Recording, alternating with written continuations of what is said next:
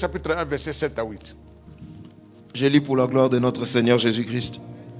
Josué, chapitre 1, verset 7 à 8. Nous nous mettons debout, s'il vous plaît. Fortifie-toi seulement et aie bon courage en agissant fidèlement selon toute la loi que Moïse, mon serviteur, t'a prescrite. Ne t'en détourne ni à droite ni à gauche afin de réussir dans tout ce que tu entreprendras. Que ce livre de la loi ne s'éloigne point de ta bouche. Médite-le jour et nuit pour agir fidèlement selon tout ce qui est écrit, car c'est alors que tu auras du succès dans tes entreprises. C'est alors que tu réussiras. Amen. Amen. Père, merci pour la parole qui est vivante, efficace, plus tranchante qui n'est pas quelqu'un qui a deux tranchants, pénétrant jusqu'à séparer âme et esprit, jointure et moelle, jusqu'à juger les pensées et les sentiments du cœur. Nous voulons que cette parole puisse percer nos cœurs. Nous voulons que cette parole nous fortifie. Nous voulons que cette parole nous booste. Nous voulons que cette parole nous conduise pour bénéficier de tout ce que tu as déjà préparé pour nous en cette année du succès. Et nous te remercions, Seigneur, dans le nom de Jésus, nous avons prié. Amen.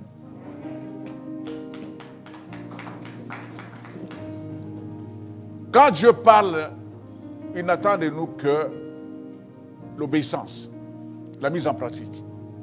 Quand Dieu dit fortifie-toi, il n'a pas dit assis-toi. Il n'a pas dit fortifie-toi. Quand Dieu dit lève-toi, il n'a pas dit dors. Il attend que tu te lèves et que tu commences la marche avec lui. Fortifie-toi seulement. Et puis, aie bon courage. Ce sont des ordres que Dieu a donnés à Josué. Et il nous dit également que ce livre de la loi ne s'éloigne pas de ta bouche.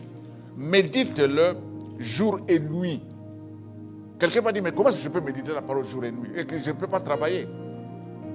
Dieu sait que nous devons travailler parce que c'est lui-même qui a dit, l'homme mangera la sueur de son front. Dieu sait que vous devez travailler, Dieu sait que vous devez étudier. Mais pourquoi il recommande qu'on médite jour et nuit? Ça veut dire qu'on ne peut rien faire. Non, Dieu sait. Il a donné un temps pour chaque chose. Si nous nous organisons, nous aurons un temps pour lire la parole de Dieu le matin. Et cette parole que nous allons lire peut rester avec nous, nous conduire, nous protéger. Parce que la parole est une arme. La parole, c'est l'épée de l'esprit. Nous en verrons plus tard. Et il dit, médite les jours et nuits et agis fidèlement selon les instructions que la parole donne. Et selon tout ce qui est écrit, car c'est alors que tu auras quoi? Qu'est-ce qu'on aura? Ça veut dire, le succès, il faut qu'il y ait une démarche pour entrer dans le succès. Il ne faut pas attendre que le succès vienne. Beaucoup de gens se réjouissent, ah, aujourd'hui, cette année, c'est l'année du succès. C'est vrai. Mais il y a quelqu'un qui est contre le succès. Celui-là t'empêchera pour que tu ne puisses pas vivre ce succès. C'est pourquoi il faut maintenant te mettre dans la parole, méditer la parole pour qu'il sache que cet homme a reçu la révélation. Parce que le diable a peur de la parole. Le diable n'a pas peur de notre visage. Il a peur plutôt de la parole qui sort de notre bouche. Parce que la parole qui sort de notre bouche, c'est la parole de feu. La Bible dit, la vie et la mort sont au pouvoir de notre langue. Ce que nous proclamons, c'est ce qui est accompli. Ce que nous disons, c'est ce qui arrive. Parce que Dieu lui-même, quand il a parlé, ce qu'il disait, c'est ce qui arrivait. Donc il faut que nous aussi, nous entrons dans ce vent-là, que nous entrons dans ce feu-là. Ce que nous dirons doit s'accomplir. Quelqu'un dit Amen parce qu'il croit ça. Et il nous dit, c'est alors que tu auras du succès dans tes entreprises. C'est alors que tu réussiras. Cette année, il faut réussir. Cette année, il faut entrer dans le succès. Mais cela dépend de nous. Ça ne dépend pas de Dieu. Dieu a déjà dit. Dieu a déjà fait. Jésus a déjà accompli. C'est nous qui devons entrer dans ce succès-là. Alors, Job était un homme. Moi, j'ai entendu quelqu'un dire, donne-moi la foi de Job. Mais la foi de Job, ce n'est pas une foi qu'on peut aller acheter au marché. Non. La foi de Job, c'était une foi qui était une foi totale et pleine parce qu'il était en Dieu. Et nous avons parlé ce matin, le premier point, si vous voulez que la foi de Job soit en vous, donnez la priorité à Dieu en toutes choses. Parce que regarde ce que Dieu lui dit. Satan est allé suivre le Fils de Dieu. Parce que les fils de Dieu sont allés rendre gloire à Dieu, ils sont allés écouter Dieu, ils sont allés bénir Dieu, ils sont allés louer Dieu. Alors la Bible dit, or les fils de Dieu vinrent un jour se présenter devant l'Éternel. Satan aussi vient au milieu d'eux. Qui l'a appelé? Personne ne l'a invité. Ça veut dire que Satan nous suit partout. Sache qu'il est là quand tu sors, tu vas à l'école, tu vas au travail. Il est là. Mais il est là pour ne rien faire si toi tu es dans la parole de Dieu. Il était là. Et la Bible dit, l'Éternel le voit, il dit, d'où viens-tu? L'Éternel ne l'a pas chassé. L'Éternel l'a laissé là pour entendre, hein, qu'il entende aussi ce que Dieu va dire à ses fils. Même si ça ne lui concerne pas. Il était un invité gênant, mais Dieu l'a laissé tranquille. Parce que Dieu savait qu'il n'allait rien faire si Dieu ne lui autorise pas. L'Éternel dit à Satan, as-tu remarqué mon serviteur Job? Il n'y a personne comme lui sur la terre. C'est un homme intègre. Oh, que ce n'est pas de moi aussi comme ça. Est-ce que quelqu'un veut que Dieu témoigne de lui comme ça? As-tu vu ma servante? As-tu vu mon fils? As-tu vu mon serviteur? Ça décourage l'ennemi. À ce point-là, l'ennemi devrait se décourager partir, mais il est resté. Alors, parce qu'il avait un objectif, mais cet objectif est nul et sans effet. Au nom de Jésus. Intègre et droit, craignant Dieu et se détournant du mal. Ce sont des points très très importants qui peuvent caractériser la vie d'un enfant de Dieu. L'intégrité. J'ai parlé ce matin, Dieu m'a révélé, m'a recommandé en 2015. J'étais après la prière de 21 jours, Dieu me parle et dit, prends, écris tout ce que je t'ai dit. Reste fidèle. Marche dans la reconnaissance à moi et à ma parole. Marche dans l'intégrité. Marche avec humilité. Marche avec obéissance. Avec courage et foi. Ce sont les 7 points que je retiens et je continue à croire que ce que Dieu nous recommande, c'est lui qui nous aide à pouvoir les accomplir ou les pratiquer. Amen. Ici, nous notons ce que Dieu avait dit. Il est un homme qui craint Dieu. Si nous allons craindre Dieu, nous allons voir, nous allons vivre cette année du succès dans toute sa plénitude, dans tout ce qu'il a mené pour nous. Quand Dieu donne une révélation, cela veut dire, dans les ciels, c'est déjà accompli. Il ne reste que l'accomplissement dans la vie de ceux qui sont sur la terre. Nous avons dit, le premier point, c'est de faire de Dieu la priorité cette année.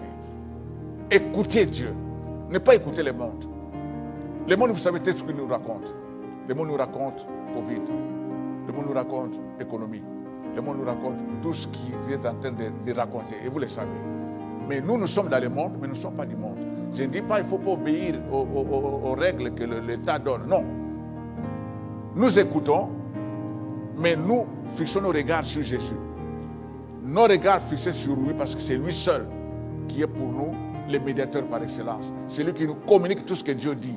C'est lui qui nous communique tout ce que Dieu veut que nous fassions. Et le Saint-Esprit est là pour nous accompagner dans cette marche. Nous avons dit également mettre en pratique les principes divins, les principes du ciel. Les principes sont nombreux.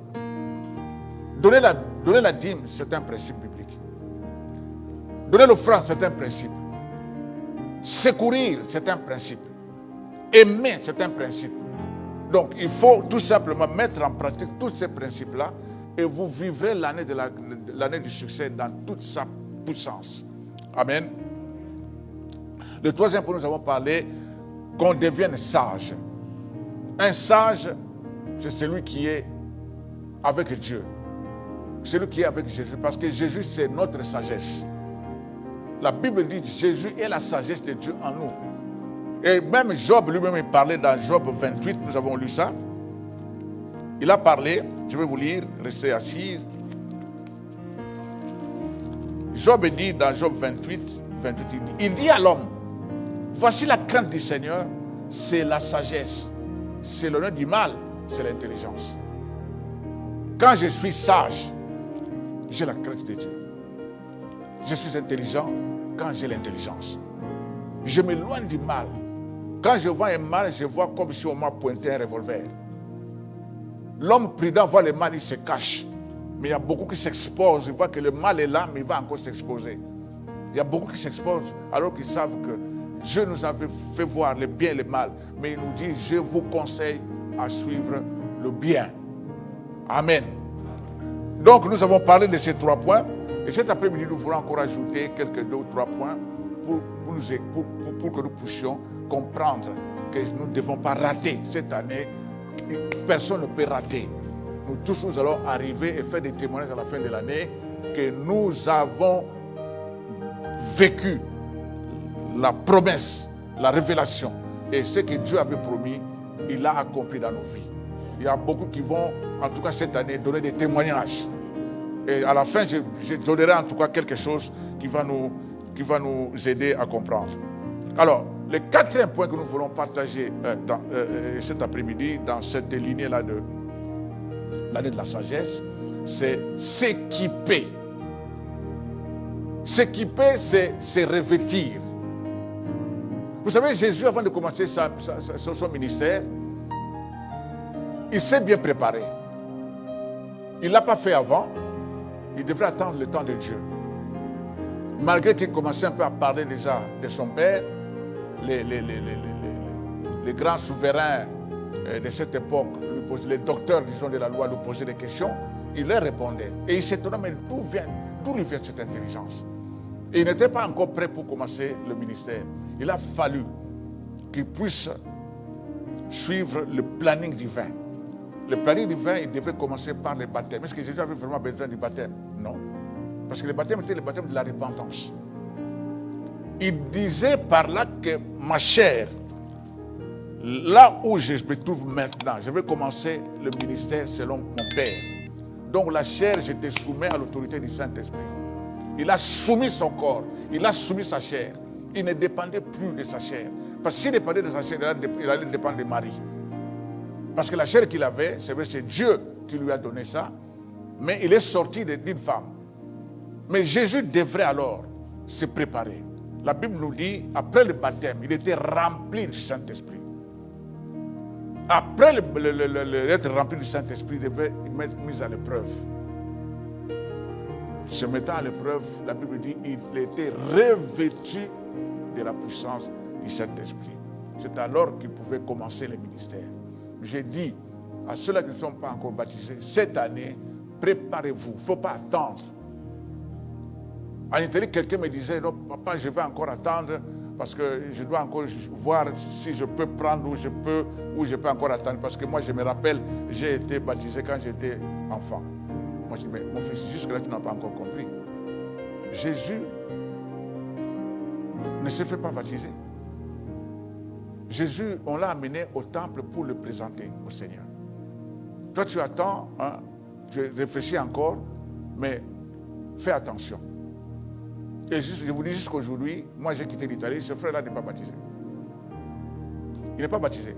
Alors, donc, préparez-vous pour le baptême, suivez les conseils, suivez les enseignements, et à la sortie de votre eau du baptême, il y a de ceux-là qui parlent la langue instantanément.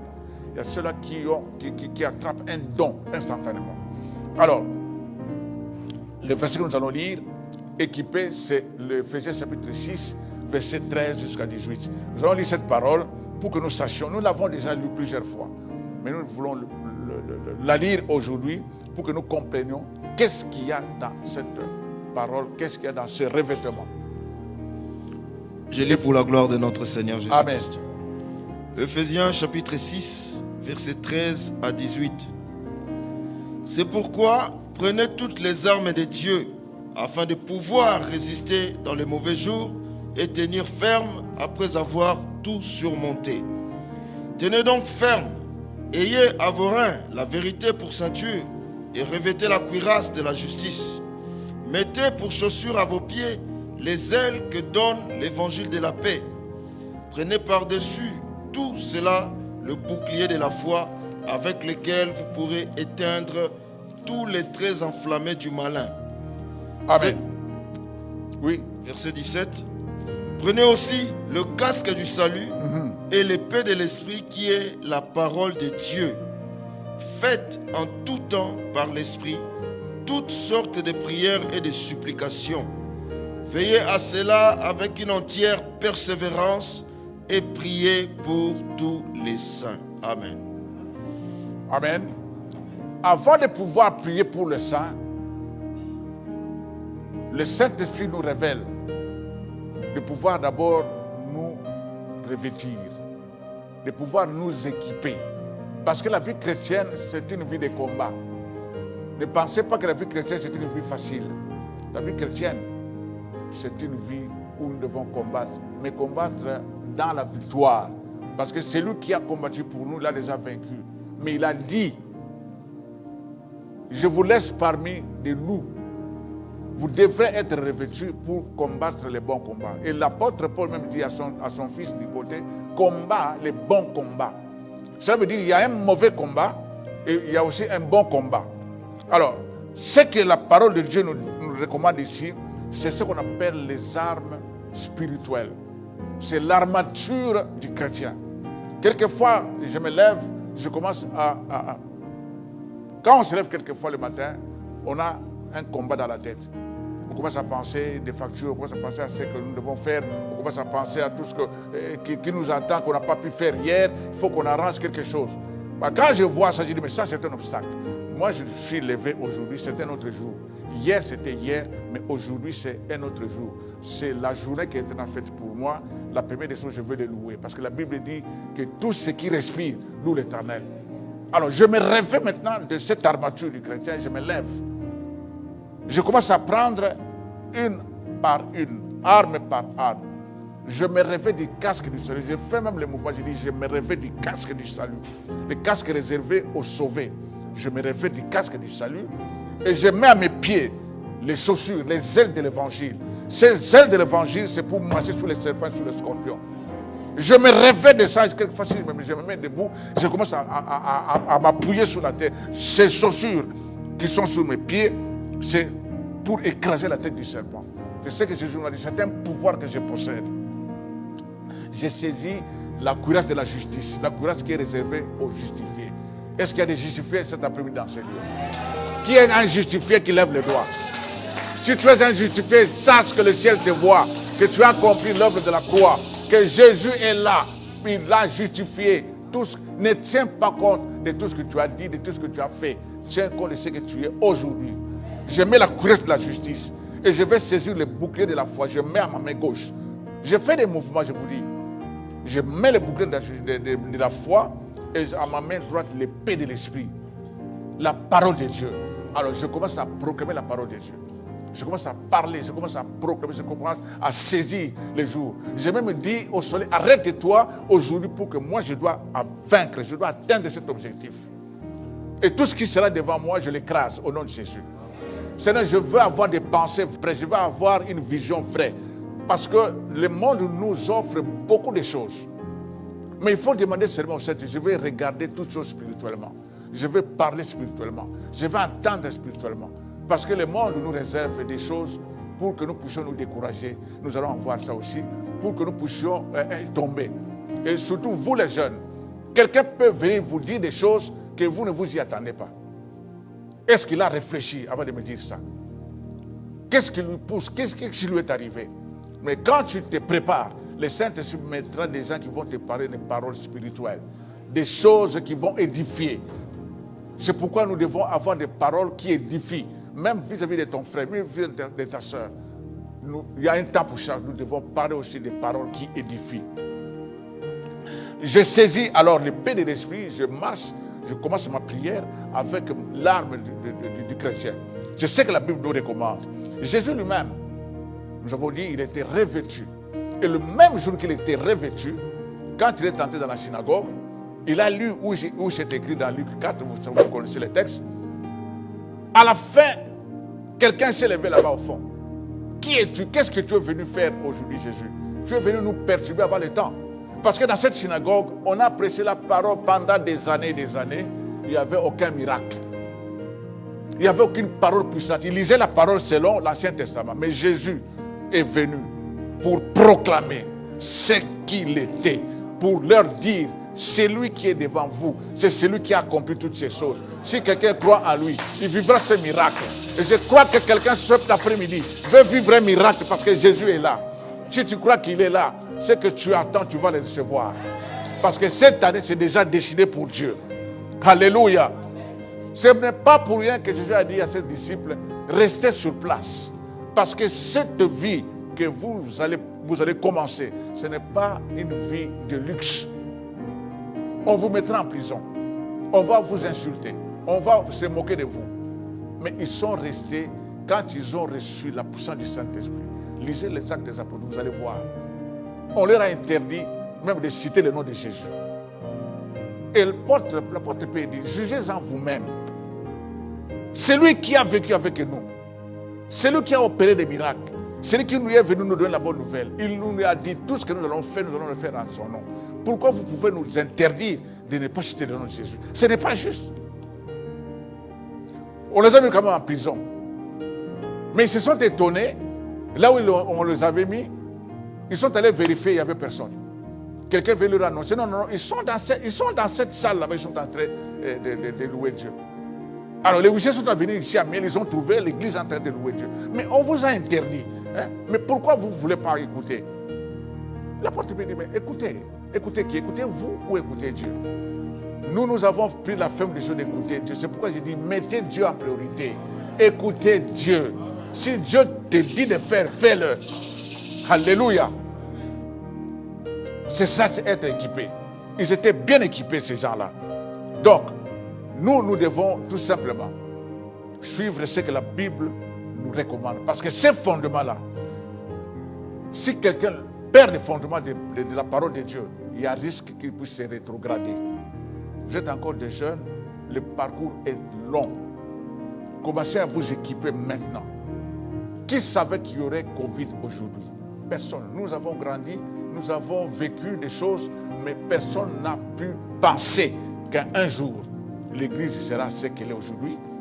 Personne n'a pu penser que Covid sera là. Personne ne pouvait même imaginer que ça va tuer des gens.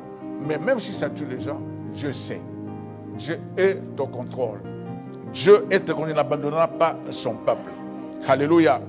Je sais que l'année passée, quelqu'un n'a pas eu ce qu'il voulait.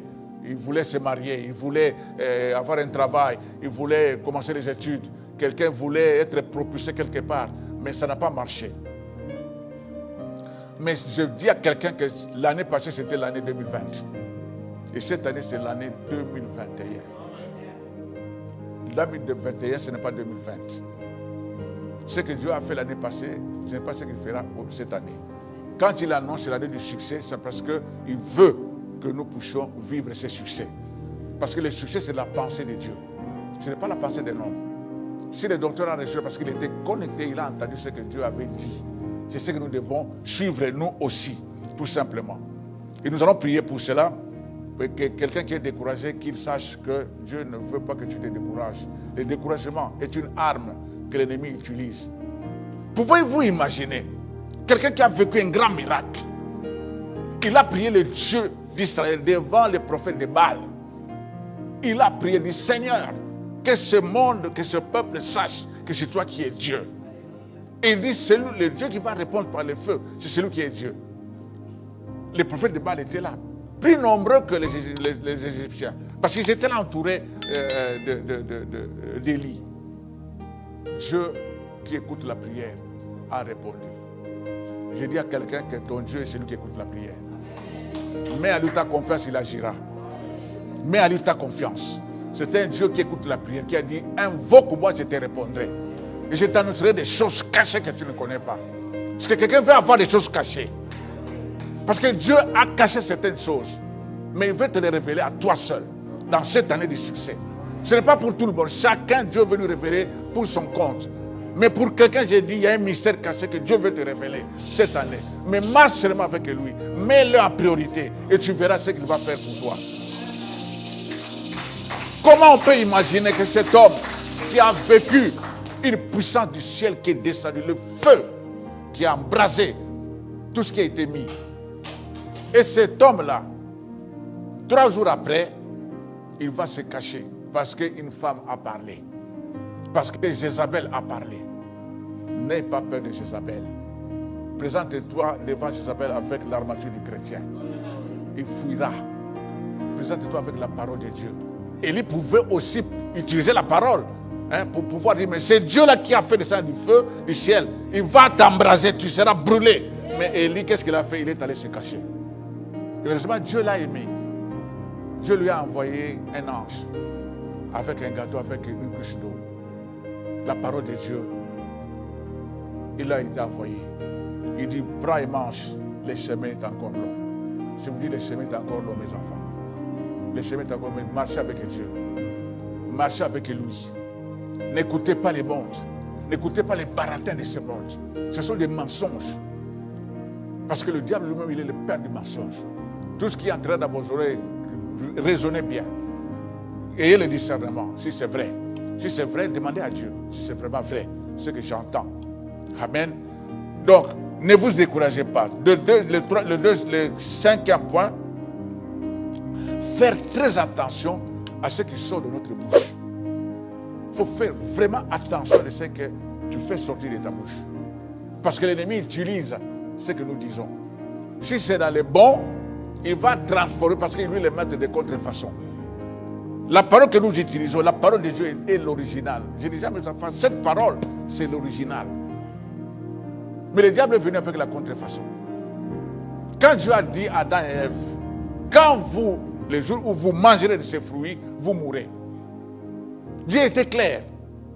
Mais l'ennemi est venu avec la contrefaçon. Est-ce que Dieu a dit?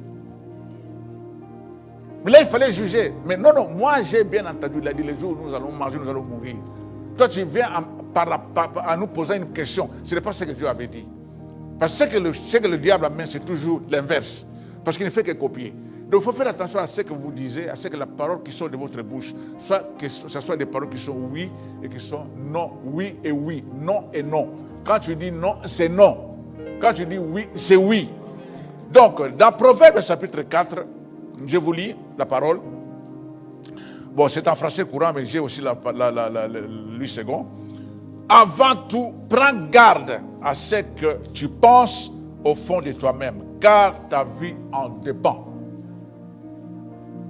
Lui second dit ceci: garde ton cœur plus que toute autre chose, car de lui viennent les sources de la vie. Donc tout ce qui te concerne vient du cœur. Ceci veut dire quoi? Je dois témoigner toujours positif. Même si je ne vois pas, je témoigne.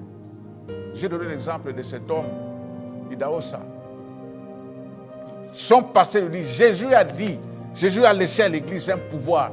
Il a dit, allez prêcher la bonne nouvelle à toute créature, chasser les démons, purifier les lépreux, ressusciter les morts. Il dit, pasteur, qu'est-ce qu'il a dit? Il a dit, ce que je viens de te citer ici, ressusciter les morts. Il a pris sa Bible. Il a commencé à chercher dans les maisons. Est-ce qu'il y a un mort ici? Non. Est-ce qu'il y a un mort ici? Non. Alors, il dit, mais cette parole doit s'accomplir quand même. Il est rentré chez lui priant.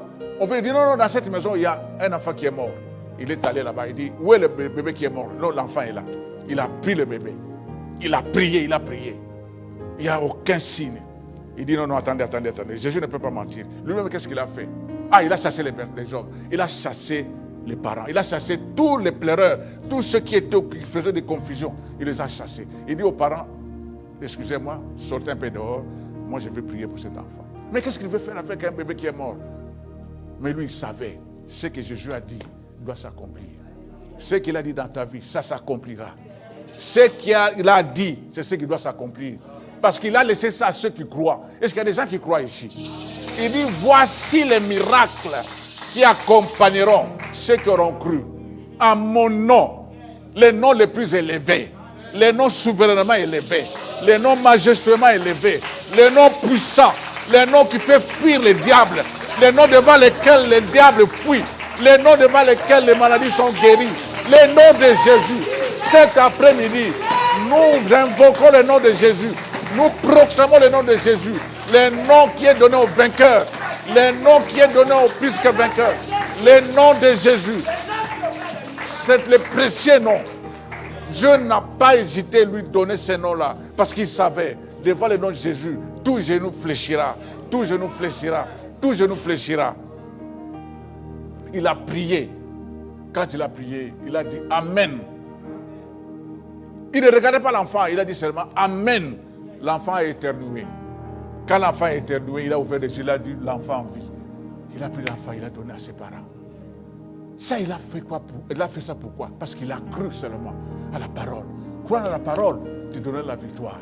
Croire à la parole fera fuir l'ennemi devant toi. Donc, il faut faire attention à ce que tu dis, parce que la Bible nous dit ici, garde ton cœur. Et qu'est-ce que la Bible ajoute? La Bible ajoute dans Matthieu que les pensées de nos cœurs, plutôt dans Proverbe 13, écoutez. Quelqu'un qui surveille ses paroles protège sa vie, mais celui qui dit n'importe quoi court à sa perte. Ça, c'est Proverbe chapitre 13, verset 3. Ça, c'est la parole de vie. Vous pouvez lire ça dans le second, vous allez comprendre, c'est un peu plus la même chose. Garde ton cœur plus que toute autre chose. Et ici, on a traduit d'une manière claire, quelqu'un qui surveille ses paroles protège sa vie. Mais celui qui dit n'importe quoi court à sa vie. Alléluia. Court à sa perte plutôt. Et j'ajoute encore un autre verset, Proverbe 18, 21. La Bible ajoute encore, les paroles peuvent être source de vie ou de mort. N'est-ce pas, la Bible dit les pouvoirs, la vie et la mort sont au pouvoir de notre langue. Pourquoi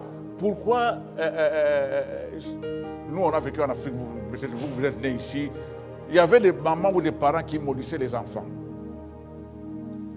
Et comme tu sors là, qu'on t'écrase, je ne veux plus te voir. Effectivement, l'enfant qui sort en courant, même pas devant la parcelle, mais quelque part, on va l'écraser.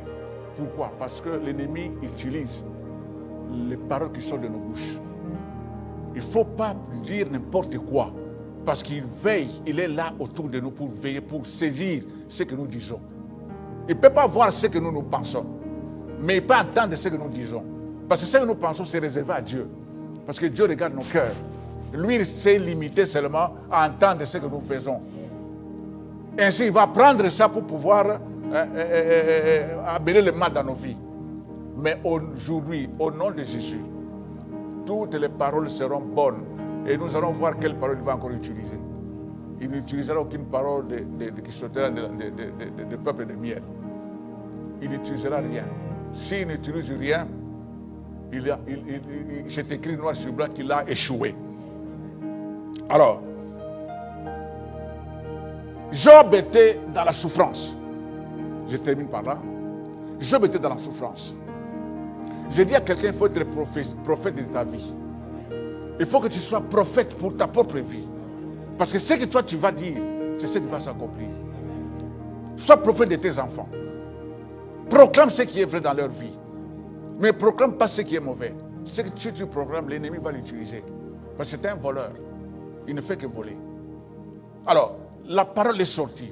Pendant que Job souffrait, pendant que Job était dans la souffrance, mais comme il gardait son cœur pour ne pas pécher devant Dieu, et garder jalousement son cœur, il regardait, même la femme qui était à côté de lui, il dit, maudit Dieu. Moi, Job dit non, je ne le ferai pas. Alors, regardez, écoutez un peu ce que la Bible dit dans Job chapitre 8, chapitre 5. Job chapitre 5, la Bible nous dit quoi? Je vous lis. Job chapitre 5, verset 24. La Bible nous dit ceci. Tu jouiras du bonheur sous ta tente. Tu trouveras tes troupeaux au complet. Tu verras ta postérité s'accroître. Et tes rejetons se multiplier comme l'herbe des champs. Tu entreras au sépulcre dans la vieillesse. Comme on emporte une gerbe en son temps. Voilà ce que nous avons reconnu. Voilà ce qui est. À toi d'entendre et de mettre au profit. C'était une prophétie qui lui a été donnée. Quelque part, Dieu lui a déjà parlé.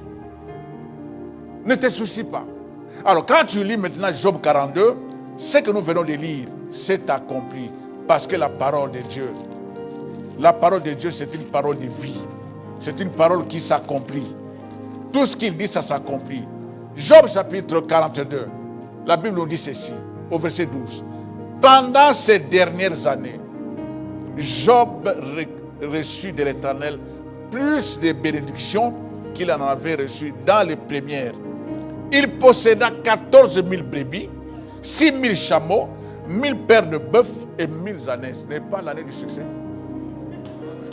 La Bible dit encore, il eut 7 fils et 3 filles.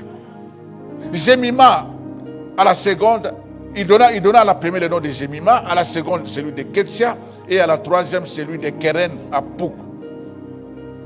Cette année, il y a quelqu'un qui va donner naissance à des enfants. Voici des noms à donner à vos enfants.